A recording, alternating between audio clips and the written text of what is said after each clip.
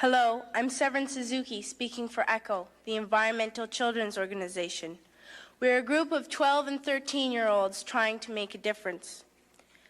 Vanessa Suddy, Morgan Geisler, Michelle Quigg, and me. We've raised all the money to come here ourselves, to come 5,000 miles to tell you adults you must change your ways. Coming up here today, I have no hidden agenda. I am fighting for my future. Losing my future is not like losing an election or a few points on the stock market. I am here to speak for all generations to come. I am here to speak on behalf of the starving children around the world whose cries go unheard. I am here to speak for the countless animals dying across this planet because they have nowhere left to go.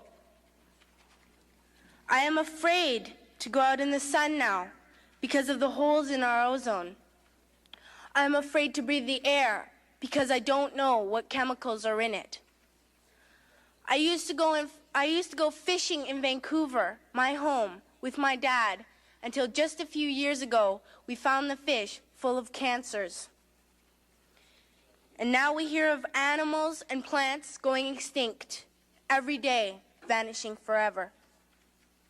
In my life, I have dreamt of seeing the great herds of wild animals, jungles and rainforests full of birds and butterflies. But now I wonder if they will even exist for my children to see. Did you have to worry of these things when you were my age? All this is happening before our eyes, and yet we act as if we have all the time we want and all the solutions. I'm only a child, and I don't have all the solutions. But I want you to realize, neither do you. You don't know how to fix the holes in our ozone layer. You don't know how to bring the salmon back up a dead stream. You don't know how to bring back an animal now extinct. And you can't bring back the forest that once grew where there is now a desert. If you don't know how to fix it, please stop breaking it.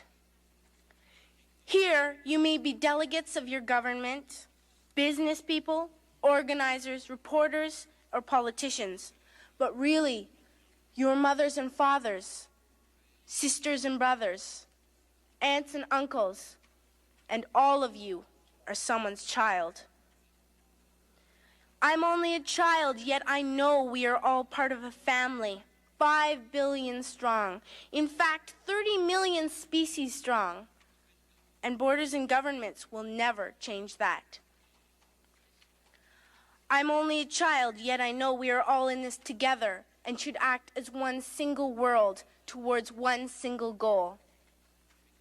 In my anger, I am not blind, and in my fear, I am not afraid of telling the world how I feel. In my country, we make so much waste. We buy and throw away, buy and throw away, buy and throw away, and yet northern countries will not share with the needy. Even when we have more than enough, we are afraid to share. We are afraid to let go of some of our wealth. In Canada, we live the privileged life with plenty of food, water, and shelter. We have watches, bicycles, computers, and television sets. The list could go on for 2 days. 2 days ago here in Brazil, we were shocked when we spent time with some children living on the streets. This is what one child told us. I wish I was rich. And if I were, I would give all the street children food, clothes, medicines, shelter, and love and affection. If a child on the streets who has nothing is willing to share, why are we who have everything still so greedy? I can't stop thinking that these are children my own age, that it makes a tremendous difference where you are born.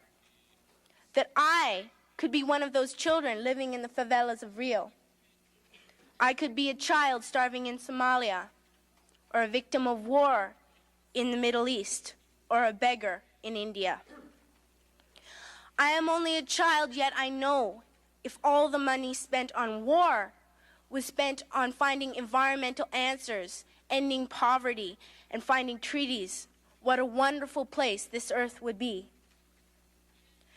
At school, even in kindergarten, you teach us how to behave in the world.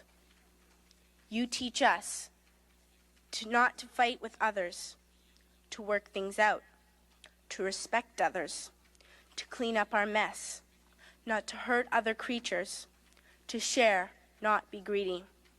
Then why do you go out and do the things you tell us not to do? Do not forget why you are attending these conferences, who you're doing this for. We are your own children. You are deciding what kind of a world we are growing up in. Parents should be able to comfort their children by saying, everything's going to be all right. It's not the end of the world, and we're doing the best we can. But I don't think you can say that to us anymore. Are we even on your list of priorities? My dad always says, you are what you do, not what you say. Well, what you do makes me cry at night. You grown-ups say you love us, but I challenge you, please, make your actions reflect your words.